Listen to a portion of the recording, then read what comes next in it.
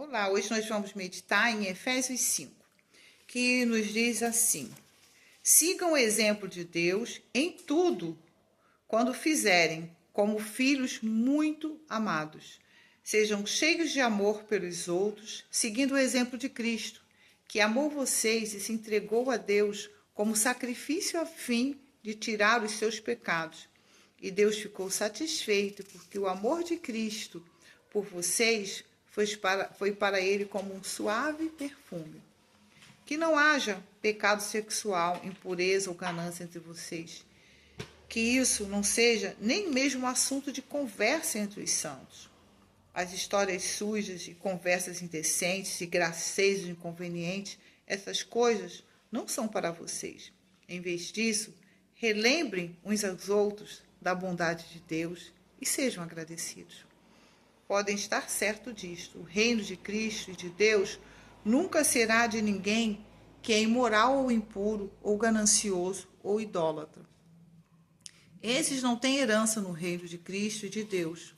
Não se deixe enganar por aqueles que procuram justificar esses pecados, porque a terrível ira de Deus está sobre todos aqueles que os praticam. Não andem nem mesmo na companhia de tais pessoas, porque embora antigamente o coração de vocês estivesse cheio de escuridão, agora está cheio de luz, que vem do Senhor. Vivam como filhos da luz, porque o fruto desta luz consiste em bondade, justiça e verdade. À medida que prosseguirem na vida, aprendam a discernir aquilo que agrada ao Senhor. Não participem dos prazeres indignos do mal e das trevas, mas, em vez disso, tragam todas essas coisas para a luz. Seria vergonhoso até mencionar aqui esses prazeres das trevas, os quais os ímpios se entregam. Mas quando vocês expõem à luz aquilo que é oculto, torna-se visível, pois a luz torna visível todas as coisas. E é por isso que foi dito: desperta, você que está dormindo, e levanta-se dentre os mortos, e Cristo iluminará você. Portanto, sejam cuidadosos no seu modo de proceder. Não sejam insensatos, nem sábios, e sejam sábios, e aproveitem ao máximo cada oportunidade que tiverem de fazer bem, porque os dias são maus. Não procedam imprudentemente, mas procurem descobrir e fazer tudo que o Senhor quer que vocês façam. Não bebam muito vinho, porque muita depravação se encontra nesse caminho. Em vez disso, sejam cheios do Espírito e governados por ele. Conversem entre si, a respeito do Senhor, citando salmos, hinos, entoando cânticos espirituais, cantando e louvando ao Senhor de coração. Sempre deem graças por tudo ao nosso Deus e Pai, o nosso Senhor Jesus Cristo. Honrem a Cristo pela submissão uns aos outros. Vocês, esposas, devem ser submissas à orientação de seus maridos, do mesmo modo como se submetem ao Senhor, porque o marido lidera a esposa, da mesma maneira como Cristo lidera seu corpo, do qual ele é o Salvador. Portanto, vocês, esposas, devem atentar de bom grado para a orientação de seus maridos em tudo, tal como a igreja já segue a direção de Cristo. Vocês, marido, mostrem pelas suas esposas o mesmo tipo de amor que Cristo mostrou pela igreja, quando se entregou por ela, para fazê-la santa e purificar pelo lavar da água mediante a palavra, a fim de que ele pudesse apresentá-la a si mesmo como uma igreja gloriosa, sem uma única mancha ou ruga ou qualquer outro defeito, mas sim santa, sem nenhuma imperfeição. É assim os maridos devem tratar suas esposas, amando-as com seus próprios corpos. Quem ama sua mulher, ama a si mesmo. Ninguém jamais odiou seu próprio corpo, mas cuida dele com todo amor, tal como Cristo cuida do seu corpo, a igreja, do qual nós todos somos membros. Por esta razão, um homem deve deixar seu pai e sua mãe, a fim de que possa estar perfeitamente unido à sua esposa, e os dois serão uma só carne. Eu sei que isto é um mistério, porém é uma ilustração de Cristo e a igreja. Portanto, eu torno a dizer: um homem deve amar sua esposa como a si mesmo, e a esposa deve respeitar o marido. Através dessa leitura, eu quero estar refletindo em como é a noiva de Cristo. Quer dizer, essa palavra nos dá nos dá uma dica, né, de como que tem que ser a noiva. Em primeiro lugar, a noiva ela tem que ser imitadora de Deus, né? Ela tem que andar em amor. E por que ela tem que andar em amor? Né? Porque, em primeiro lugar, ela sabe que ela foi amada. Ela sabe que foi amada, foi comprada por um preço tão grande e ela tem essa necessidade de refletir o amor. Então, ela tem que andar em amor porque ela foi feita, ela foi formada em amor, né? A igreja. E tem que ser sem conversas torpes, sem cobiça, sem impureza, sem ciúme, sem inveja, sem essas coisas todas que não agradam a Deus, né? Sem palavras vãs, sem chocarrice, sem inconveniências, né? Mas ter uma vida de gratidão, não viver murmurando, mas viver agradecendo. Sem avareza, sem idolatria, pois a noiva, ela é herdeira do noivo, né? Ela é herdeira do reino de Cristo. E ela não tem que ser avarenta, né? É uma coisa muito interessante, porque a noiva ela tem que sempre refletir aquilo que vem do noivo. Então, o noivo está sempre pronto para dar. Então, a noiva também tem que estar aberta para amar e para se doar. Então, não pode ter avareza. E ela tem que ser a luz do mundo, tem que ser cheia do Espírito, tem que andar sempre em submissão, tem que deixar ser santificada e purificada pela palavra, e ela tem que ser gloriosa, sem mancha, santa, perfeita, né? E essa perfeição quer dizer com relação à maturidade, porque nunca ninguém viu e nunca vai ver, né? A não ser em alguns lugares aí extraordinários, né? Uma noiva menina. A noiva ela tem que ser madura, porque em primeiro lugar a noiva tem que estar pronta, tem que estar madura o suficiente até mesmo para dar filho, né? Que como que um homem vai casar com uma menina que não tem responsabilidade, não tem modos, não tem jeito, não tem responsabilidade, né? Então a noiva ela tem que ser madura, ela tem que estar pronta para viver essa comunhão, essa intimidade com o noivo, né? E esse lindo noivo, né, que é Jesus, ele já tem nos adornado, né? Com os dons dele, com os dons do Espírito. São um adorno que nós, como noiva, temos que ter. Né? E Jesus, ele ama tanto essa noiva que o que ele faz com a gente? Ele cuida da gente, nos alimenta, nos fortalece com a palavra, pois nós somos corpo dele, né? Nós somos o corpo de Cristo. E existe são coisas que a gente já sabe, todo mundo fala constantemente, mas parece que a gente não tem a dimensão do que isso realmente é. Então, quando fala que o marido e a mulher são os dois uma só carne, e ali vai falar assim, grande é esse mistério com relação à igreja.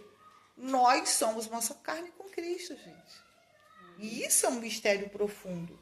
E por que nós somos uma só carne com Ele? Porque nós somos o corpo e Ele é o cabeça.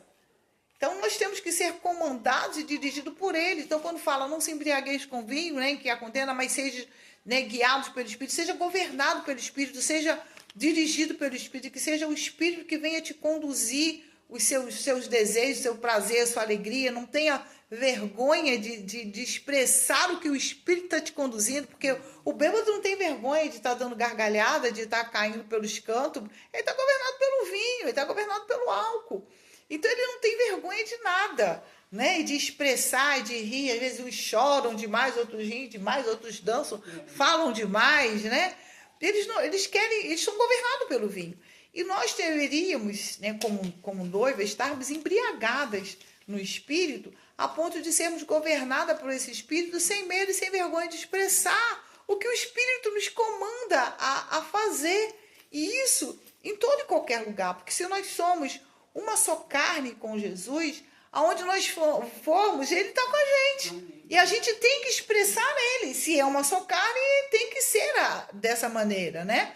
Ele é o cabeça, então ele nos dá o comando e a gente tem que simplesmente caminhar nessa terra. Nós, como igreja, nós somos, né, Jesus caminhando nessa terra. E isso é algo muito profundo, que parece que a gente ainda não... Parece que a ficha ainda não caiu. Tá? Jesus está vivendo através de nós, gente. Nós somos o corpo de Cristo nessa terra, nós somos uma só carne com Cristo. Esse é um grande mistério que a gente precisa acordar para ele, sabe? Para isso, tá? E o interessante de tudo, que quando eu estava, antes de ter a reunião, em Copacabana, a gente cantou alguns louvores, e na hora quando eu estava cantando o louvor, eu vi, assim, é engraçado, né? Porque fala assim, não tem visão, mas vem uma imagem na minha cabeça. E essa imagem foi como Jesus chegando naquele lugar, eu pensei, meu lindo noivo vai vir me abraçar. Mas, gente, eu não sou noiva sozinha. E naquela imagem, eu vi como que se ele unisse todo mundo assim, ó, e fizesse de todo mundo uma só pessoa e abraçasse aquele todo, aquela união. E aí eu entendo o que essa palavra, né, que a gente tinha falado anteriormente, com bom e com houver que os irmãos vivem em união. Porque é nessa união, é nessa comunhão, é nessa unidade em que ele vai nos reúne e pode nos abraçar, como o noivo abraça a noiva. Então, ninguém é noiva sozinho. Nós somos parte do corpo de Cristo, nós somos parte da noiva, né? E eu fiquei tão apaixonada por aquilo que eu falei assim, gente, que legal, né? Ele poderia vir ali e me abraçar. Não, eu vi que ele reuniu todo mundo assim, como se estivesse abraçando todo mundo junto, e aquele todo mundo seria uma pessoa só. Então, nós, como igreja, nós temos que viver nessa unidade. E ver unidade não é ser todo mundo igual, é cada um dar a sua participação dentro da sua diferença e contribuir para que a obra de Deus seja feita. Né? É isso que agrada a Deus. É na nossa diferença a gente fazer a obra dele, dando cada um o seu melhor. Né? E aí, no meio de tudo isso, gente, eu vou dar espaço para todo mundo falar, mas só para terminar aqui, o interessante que eu vi é que nós somos uma noiva, mas não é noiva de qualquer noivo. Somos noiva do Rei dos Reis, do Salvador da humanidade. E isso é uma responsabilidade. Então, a arrumação dessa noiva, os adornos dessa noiva, não é qualquer adorno. Tanto é que o nosso adorno são os dons espirituais, gente. E, ao mesmo tempo, fiquei imaginando como que é uma noiva, né? Eu ainda não me casei, né? Nem sei se vou casar um dia, mas enfim. Só sei que uma noiva, ela se prepara para se encontrar com o noivo, e na hora daquele preparo, eu preparei. A maioria das minhas sobrinhas, quando se casou, eu estava por perto, na hora que elas estavam indo para a igreja, né? Então, botava roupa e maquiagem e tanta coisa. E na hora, aquele cuidado de botar a noiva dentro do carro para não estragar o vestido, não estragar a maquiagem, não pode chorar, não pode suar. Tudo porque tem que estar perfeita. A unha tem que estar perfeita, não pode varrer qualquer lugar para não quebrar. Aquele cuidado com a noiva, porque ela estava indo encontrar-se com o noivo. Então, a noiva não podia fazer qualquer movimento. Né? Tinha que se ter todo um cuidado, e o comportamento da noiva tem que ser aquela ali, ó. Né? A noiva podia ficar rindo a todo mundo, falando. Não, a noiva tinha que estar ali, compenetrada, porque ela estava indo ao encontro do noivo. E aí, quando eu comecei a ver essa figura da noiva que está preparada para se encontrar com o noivo, e que o comportamento dela tem que ser o comportamento de uma dama, né? Para poder... Não, a roupa dela tem que estar impecável. Tudo no lugarzinho, gente. A mulher emagrece, né? Perde a barriga para ficar toda bonitinha. Todos os preparos de limpeza de pele, depilação a laser, cabeleireiro. Então, tem o dia da noiva, né? E aí, eu comecei a imaginar, e a gente? Que tipo de noiva eu sou? Que tipo de noiva nós somos? Como que tem que ser essa noiva de Cristo? Como que ela tem que estar constantemente preparada? Alguém já imaginou uma noiva correndo para pegar um ônibus? Não. A noiva ela vai ter um carro especial para ela. Você já imaginou uma noiva sentando no chão e brincando? Não. Uma noiva pisando em poça d'água? Nunca. Você não consegue conceber essa ideia. Ela não vai se misturar com as amiguinhas que estão lá bebendo, fazendo bagunça. Não, ela é a noiva. A noiva que ela, no momento ali, ela não fala nem sequer direito com os amigos, né? Porque ela é a noiva. E todos os olhares estão para ela. Inclusive o olhar do noivo é todo para ela. Então ela não pode ter qualquer comportamento. Porque ela está diante do noivo.